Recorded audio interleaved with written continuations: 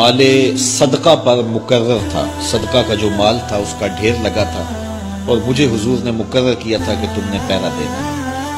तो मैं पहरे पे खड़ा था तो रात का पिछला पहर आया तो एक बंदे ने कपड़ा बिछाया और खजूरें और गल्ला अपने कपड़े में डालने लगा।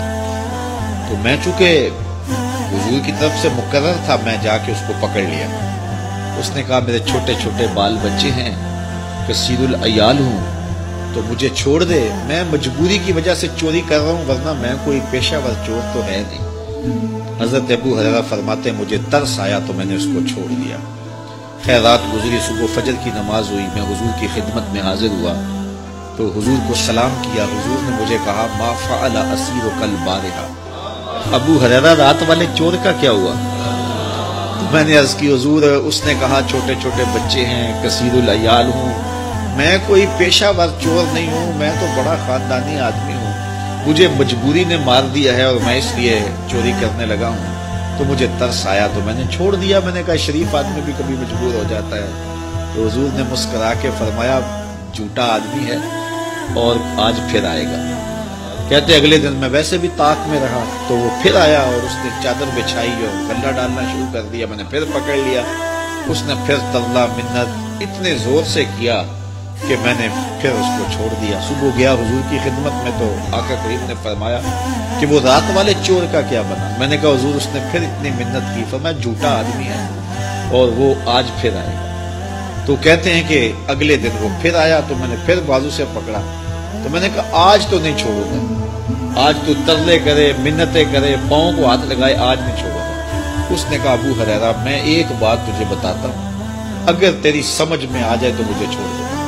मैंने कहा आप बताओ। उसने कहा कि जो बंदा इशा की नमाज के बाद बिस्तर पे लेटे और लेटने के बाद आयतुल कुर्सी पढ़ ले, सारी रात उसके पास शैतान नहीं आया। हजरत अबू हुरैरा फरमाते हैं उसका बताया हुआ वजीफा मुझे बड़ा अच्छा लगा, मैंने छोड़ दिया। हुजूर ने सुबह मुलाकात पे फरमाया कि रात वाले चोर का क्या हुआ?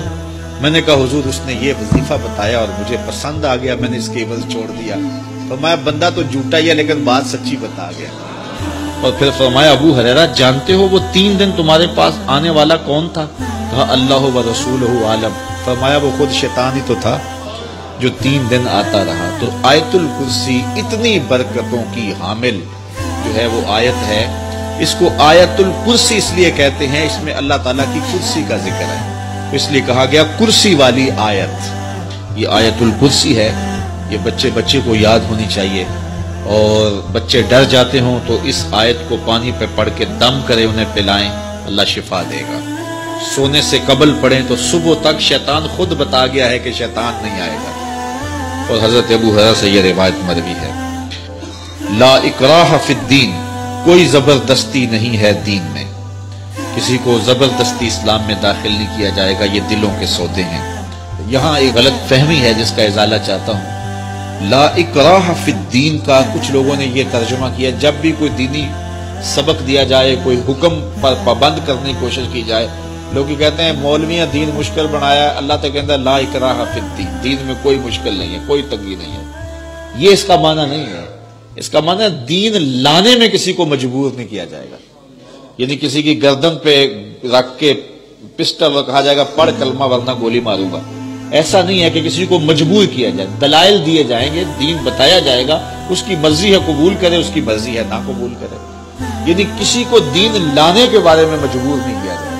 ये नहीं है कि जब दीन लाया तो फिर उस पर कोई सख्ती नहीं है। जब दीन ले आया, जब इस्लाम कबूल कर लिया तो फिर 5 वक्त नमाज भी पढ़नी होगी, फिर सहरी के वक्त उठ के जो है वो ठंडे पानी से वुजू करके बाजमात फजर के लिए आना पड़ेगा, फिर सख्त गर्मी के रोजे रखने पड़ेंगे और फिर सख्त गर्मी की शिद्दत के अंदर हज के लिए जाना पड़ेगा, फिर माल से ज़कात निकालनी पड़ेगी, ये सब कुछ करना पड़ेगा और फिर हुजूर की सीरत तरीका जिंदगी को इख्तियार करना पड़ेगा, फिर ये सब कुछ बर्दाश्त करना पड़ेगा। ये नहीं है कि जी ये दीन में कोई सख्ती नहीं है, दीन में कोई जबर नहीं है। तो दीन में जबर का मफहूम यह है कि दीन लाने में किसी को मजबूर नहीं किया जाएगा।